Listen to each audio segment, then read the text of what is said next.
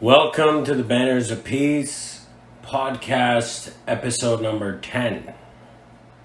Lecture 10. Yours truly, the speaker BOP. So today, what I want to talk about is how we see things.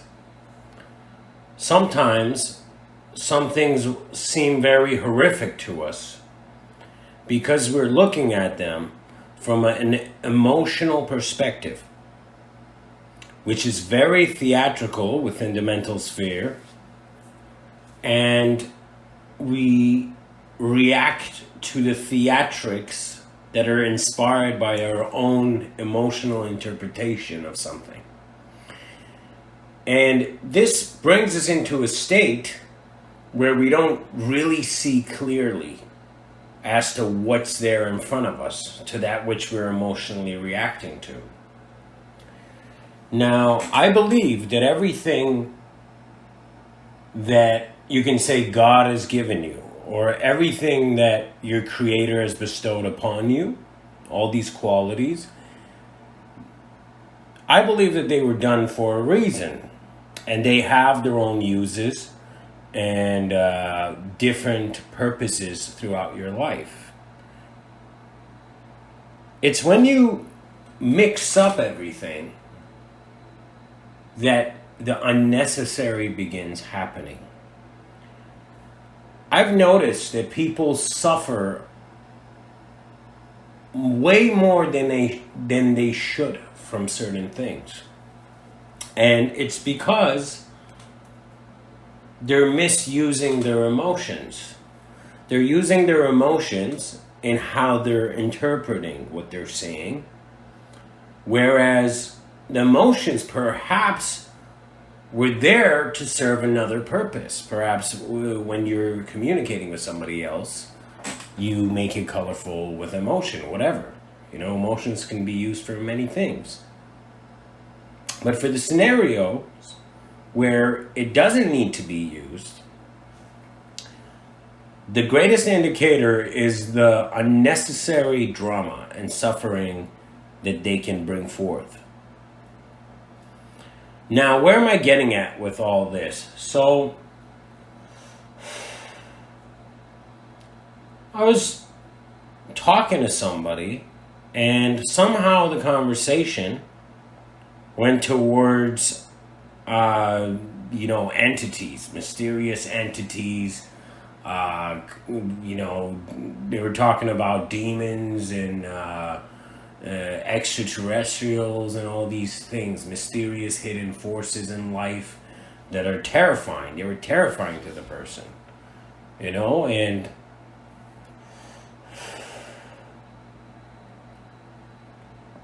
they were just saying how intense it was for them, these concepts. And especially demons, it's like a demonic entity. It's terrifying for the person. And I realized that this concept of the demon was actually disturbing this person as a created force, like as something that exists out there, right? They believe that. Now, to me, that is emotional interpretation of something of which initially you're assuming that exists, okay? But that's not even where I'm going. I'm not even here to talk about whether demons exist or not. I'm saying even if they do, let's say, are you looking at it in a wrong way, okay? And I don't even support that concept. See, my interpretation of demons, hidden forces, aliens, and stuff is more grounded out of an emotional interpretation, a theatrical interpretation. Out of story, it's not based on stories. It's based on how I understand the principles of existence. Okay, so perhaps this lecture will help people and shed a new light on these issues of these concepts, of the demons and mysterious entities in the astral realm or whatever, aliens, but some people are just terrified by that concept, right? So I'm going to take it to a very grounded place, okay? So let's start here. What is the difference between you and a chair? Why are you not terrified of a chair as you would be, of like these hidden forces, right?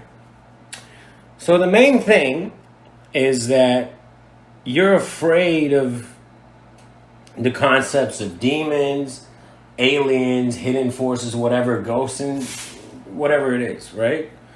Because they're not objects, okay? So that's the first reason why this is contributing to you to get it emotional, to interpret it in a theatrical way.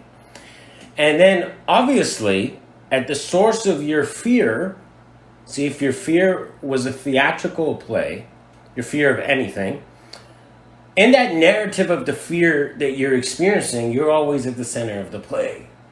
Something is going to happen to me. Right? Which is okay, that's what's causing your fear. But the reason you have that narrative where you're like, oh, something can happen or something will happen or, oh my God, terrifying things of like possessions, whatever, hauntings and, nightmares, whatever that is, right?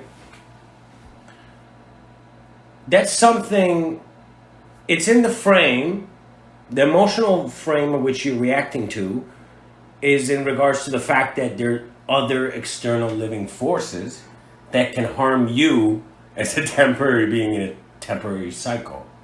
Okay, so first understand that the biggest, if your goal in life is to survive, then the natural ending of your life is like the most harm that can happen to you. But even that, see, people can confront death, as they get old. If you notice, I've seen a lot of elderly people, they just become super religious. Why? Because they're trying to confront the natural cycle of life. And I don't judge that. But they want to kind of deal with the fear of losing themselves. And that's what it comes down to. Now a chair, back to the chair, when you see a chair, you're not terrified of the chair. You're not generating or interpreting the chair through an emotional frame because the chair can't do anything to you. It's just an object. It's the same way as when you see, now before we even get to like a demon, or an alien or whatever, like an external mysterious force that scares you, let's talk about their statues. Now imagine there was a statue of a demon here, a statue of an alien or whatever it is that you believe lives out there and might harm you, right? So, would you be afraid of the statues? You wouldn't. You just look at the statues, it'll be creepy because of the idea that it triggers in you that, oh, there could be something out there, but the statue itself is not living. It's just there. So you're not afraid of the statues of demons, aliens, or whatever it is, ghosts. If I make a ghost statue, a statue of Casper or whatever, you're not going to be afraid of that, okay? Because it's solid. Because fundamentally, it's not a separate intelligence that is making decisions out there. So when you look to your external reality and you look at the people around you, the living people, the animals, see, why do we consider animals alive and the chair not? Besides like their biological composition, but they make decisions. There's an intelligence there. There's an activity, a movement. Now, that's where the theatrics begins, you know? You have your own decisions. See, you are an intelligence too. You are an operating intelligence. And when you fear these concepts of the demon and alien or whatever, what you're fearing is external sources of external operating intelligences, of which you do not have control over, and of which can come and harm you.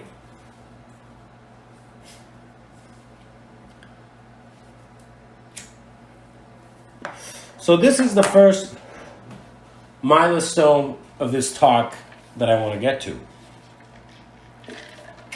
So what you're afraid of is not the demon, is not the alien or whatever, because if the statues were here and they were inanimate, it wouldn't mean anything to you. You wouldn't be afraid. You're like, they're objects, like the chair.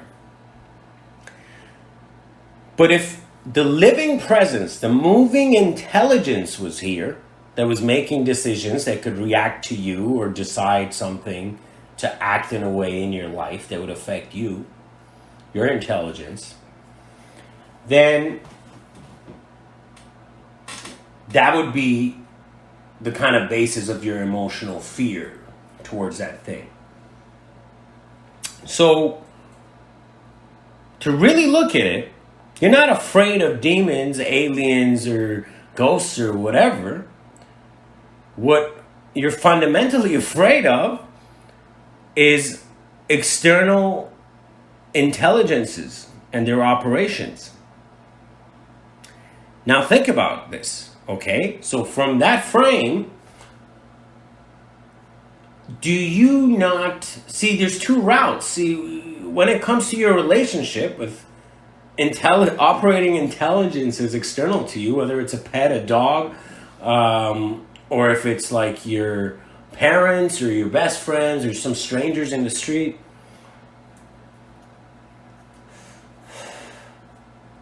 Your relationships goes two ways. They're either operating intelligences that include you in your reality,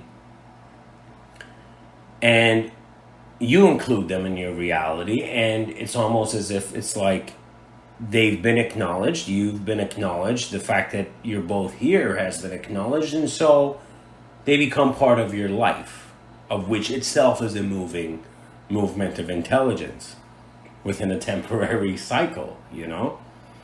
And that gets very deep, but I don't want to go into that, just going to stay here. So one route is that you can cooperate with the external intelligences. Operating intelligence is external to you, or you cannot cooperate, where disagreements arise, and those two units of operating intelligences, which is you and that other thing, don't get along. And that's what people are afraid of. You know, that's what fundamentally terrifies them. But you got to understand, when you see the bigger picture of life, life is filled with these two relationships everywhere, spread out in every different direction, in different forms, different levels of intelligences.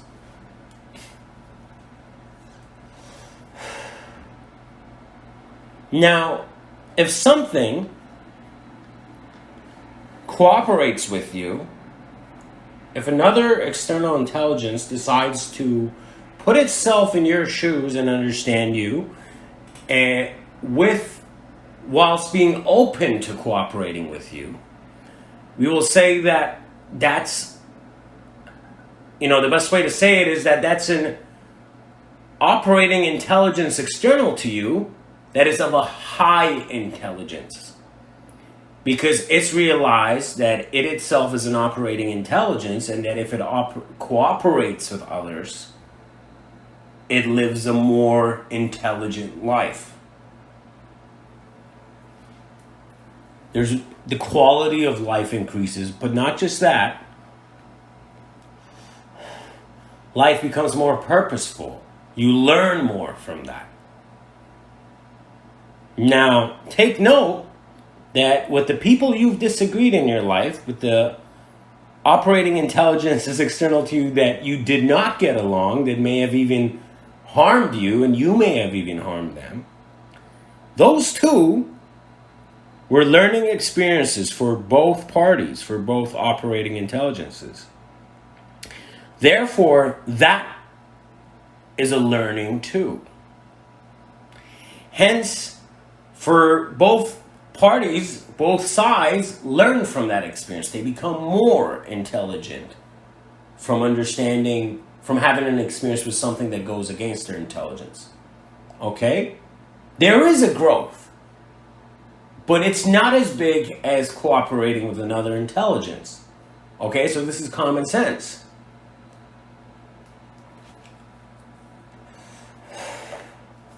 A lot of spiritual teachers, spiritual masters, they say suffering is your teacher too. Don't try to run away from it because you won't grow, you won't get the lessons. Try to confront it with awareness, with your peace, which also aligns to the values of the movement of the Banners of Peace podcast. So those are the two things that occur, and they're very common in life. Disagreement between operating intelligences and cooperation. It's everywhere.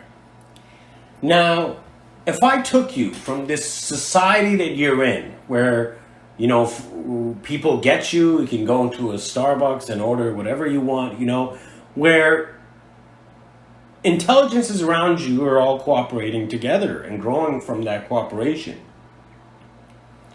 Now, if I took you and threw you in an island into a tribe where they have never seen, you know, they haven't been educated enough, they haven't grown intelligently enough to be able to confront other intelligences.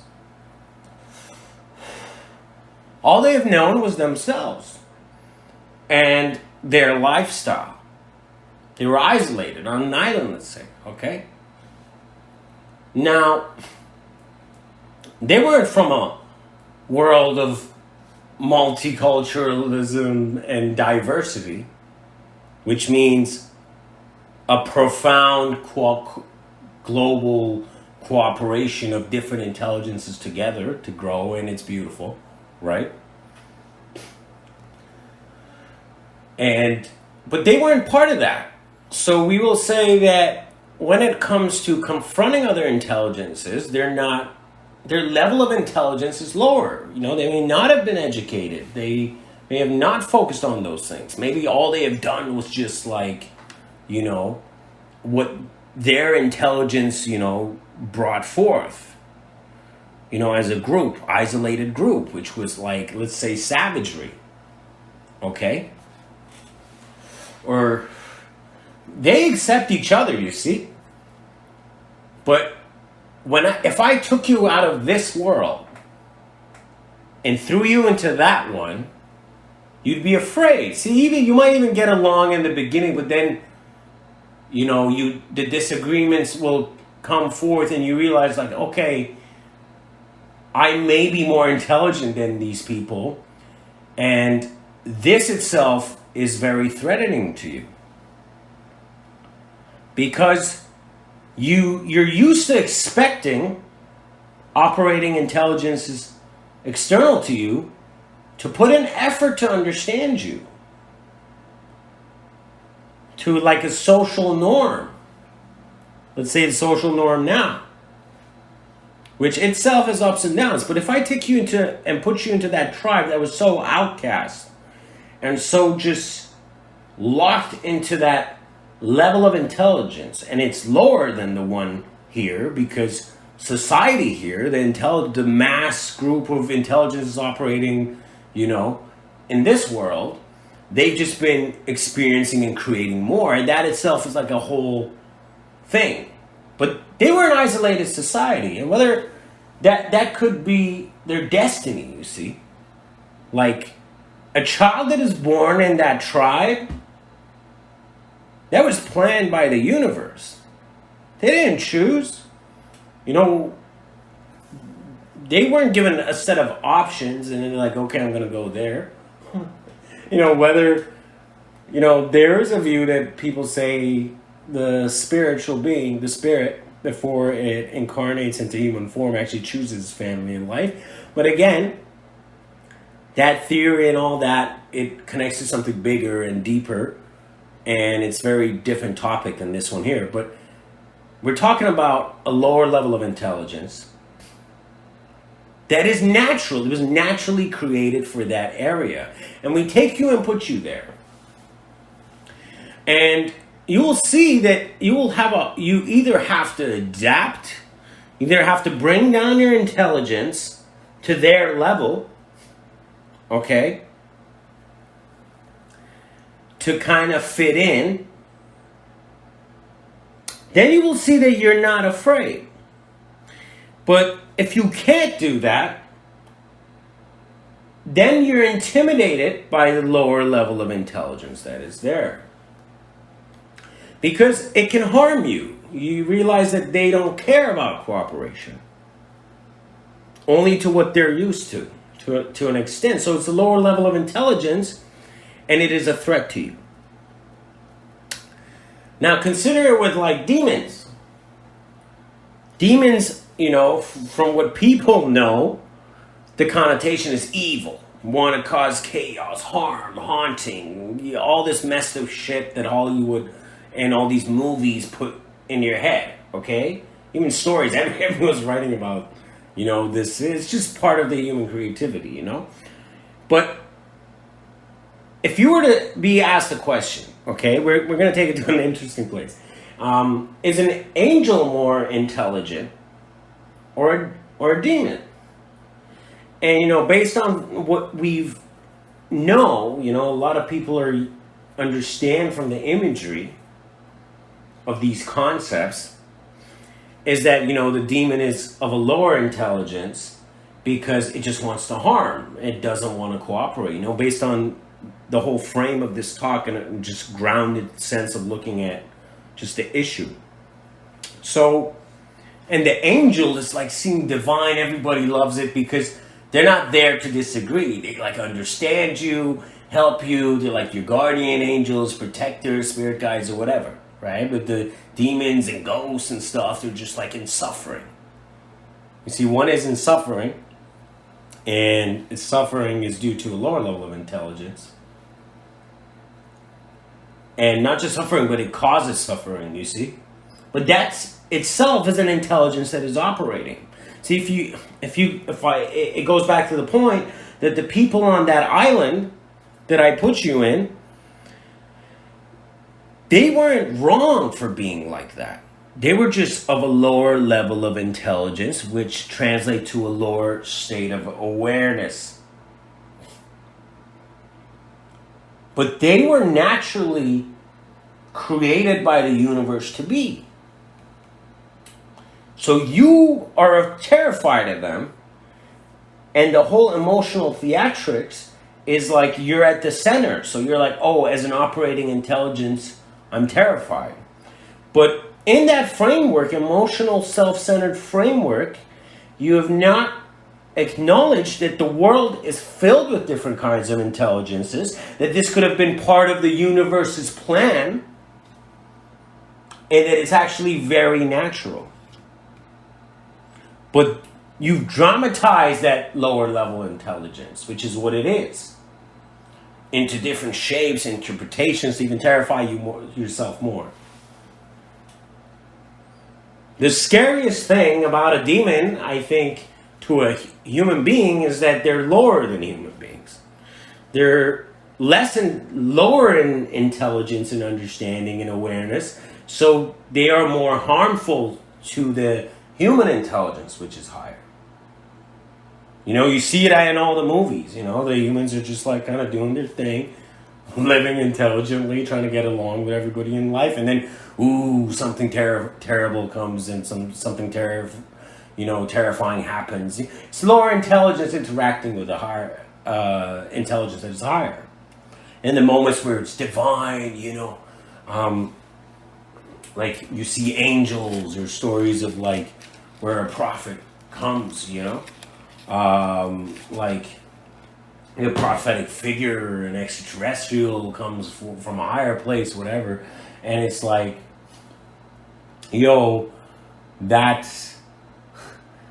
that's more like kind of generates more positive emotions because it aligns. One of them aligns to not acceptance of you as an operating intelligence in your process, and the other one is acceptance of you as an operating intelligence in your process in life. So it comes down to this. Now, there are people who are terrified of, okay, so let's say I take you out of that island and take you to a planet where every extraterrestrial is like a genius. It's like, the stupidest person on that planet is like the smartest person we'll see on this planet, okay? And everyone's just a genius, and I put you there, you're going to be intimidated. So once again, the theatrics of your mind and misinterpret the situation. One, it starts arising questions on self-focused questions. Like, will I be able to fit in with this highly intelligent species? These operating intelligences that are operating on a higher level, higher intelligences. Will I be able to fit in? Will they get rid of me? And all this stuff. But if they're truly higher, then you shouldn't be afraid because they are of a greater awareness and understanding. They're not intimidated by you. If one of them was in a population of a lot of people, like in that island, for example, where it was all of lower intelligences, then maybe, that would be concerning. But when it's like you as one person in a kind of greater world, then you have nothing to worry about.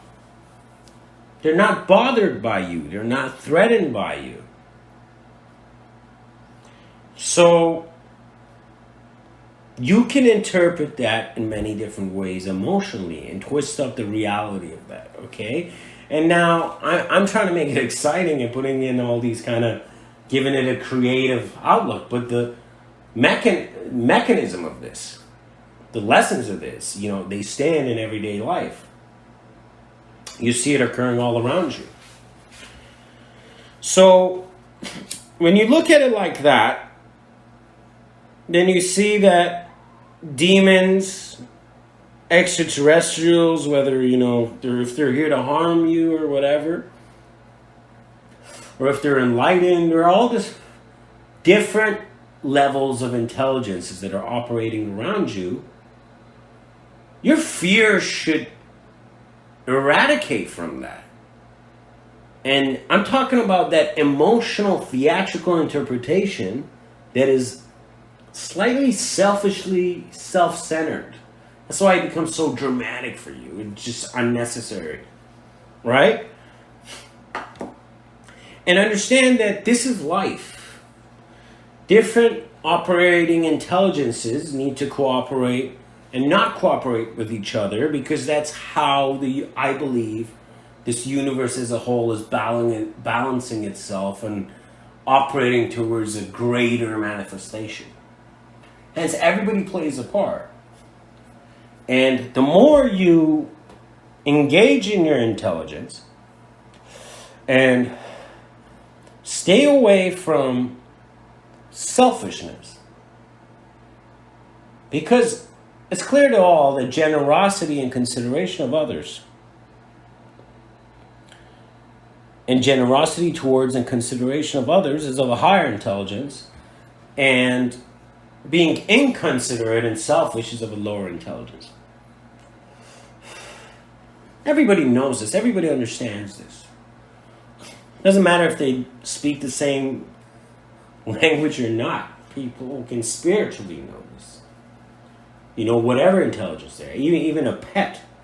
Even a dog can tell if one person is compassionate and considerate of it. and if another one doesn't give a shit about it.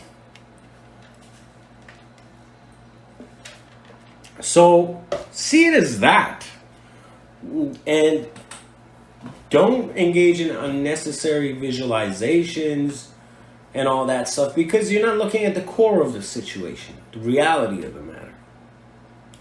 And when you do, all the fear goes away. And you got to understand that the universe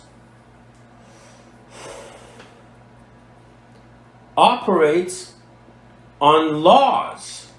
So these operating intelligences are all subject to powerful, spiritual, universal, and natural laws that govern existence as a whole here. So, selfishness and fear are caused by you putting yourself in a box in your own head. By putting a box over your own head and yelling out that, you're in trouble. That you're alone and you're not connected to this life. You are connected to this life. Everything is interconnected, even from an atomic level. They say that energy is not destroyed. You see, energy can't be destroyed. It goes from one form into another. So,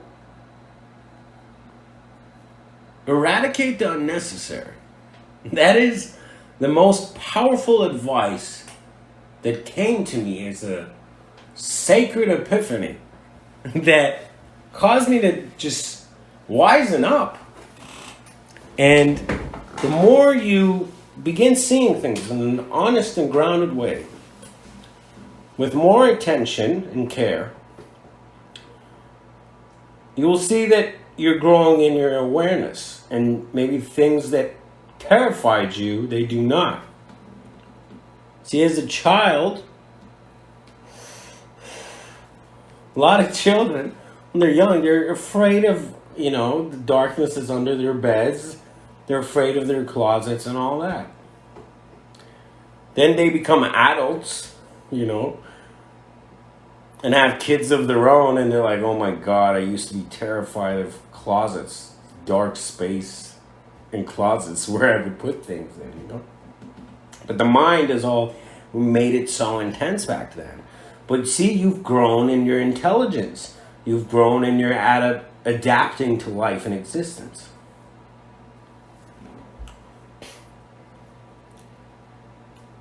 Therefore, if these concepts of demons, hidden forces, ghosts, and aliens or whatever terrify you,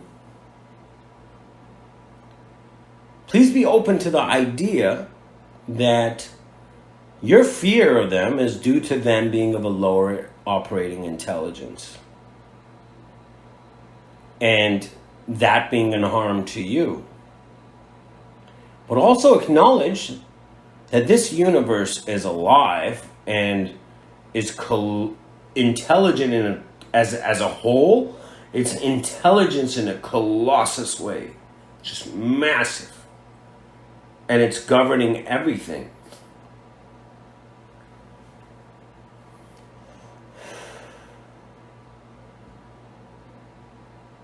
Through laws, through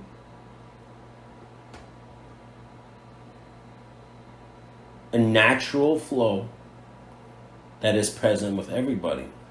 Now, the laws of life of this universe, and that natural flow, that itself is such a big and beautiful and powerful